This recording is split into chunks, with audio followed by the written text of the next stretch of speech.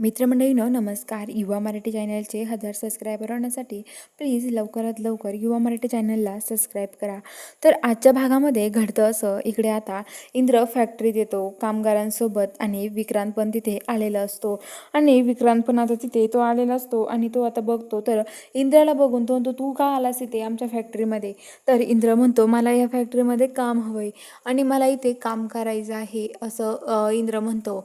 आणि कामगार पण म्हणतात की हो, ते जर तिथे आले असेल ना त्यामुळे तरच आम्ही काम करू, नाही तर आम्ही पण काम करणार नाही असं बाकीचे कामगार पण बोलतात. आणि ते म्हणतात की इंद्र सर हे आमच्यासोबत पाहिजे आहेत असं त्यांना म्हणतात. आणि आता ते तिथून आता लगेच जे कामगार असतात तर ते तिथे आता कामाला लागायला लागतात. तर ते इंद्राला म्हणतात, इंद्राला ते की एका जणांना युनिफॉर्म घेऊन बोलवतात कामगारांचे कपडे.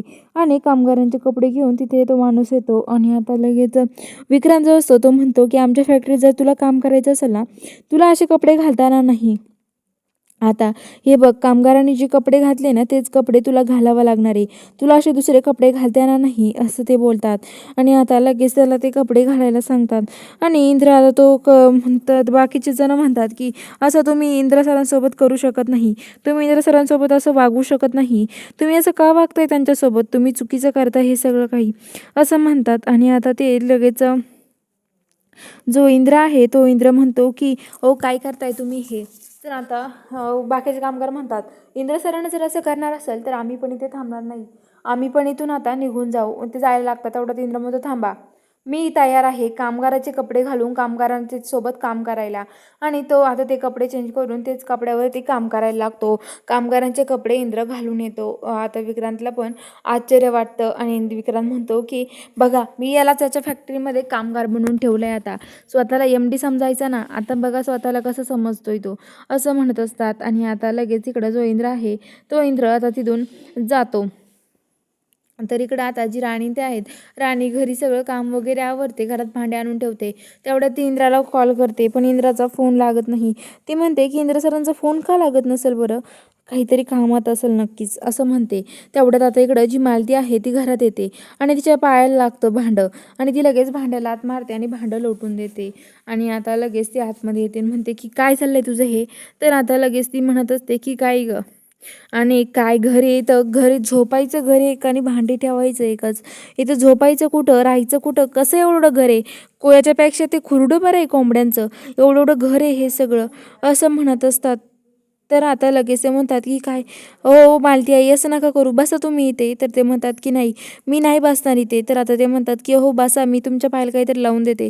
तर ती म्हणते की इथे कुठं बसू, मी नाही बसणार इथे असं म्हणते. आणि आता इकडं जो इंद्र आहे तो इंद्र फॅक्टरीमध्ये सगळे कामं करतो, जे नाही ते काम करतो, सगळे सामान जमत नाही त्याला तरी तो उचलतो, बॉक्स उचलतो. विक्रांत हसतो आणि त्याची मजा बघत असतो, त्याला खूप मजा वाटते. तर इकडं इंद्र घरी जायला निघतो. आता तो परत त्याच्या युनिफॉर्ममध्ये घरी जायला निघतो. तर इकडं आता जी राणी आहे ती इंद्रची रात्री तिथे वाट बघत बसलेली असते. ती म्हणत असते की माझं इंद्र सर कधी येतील घरी, त्यामुळे ती वाट बघत बसते.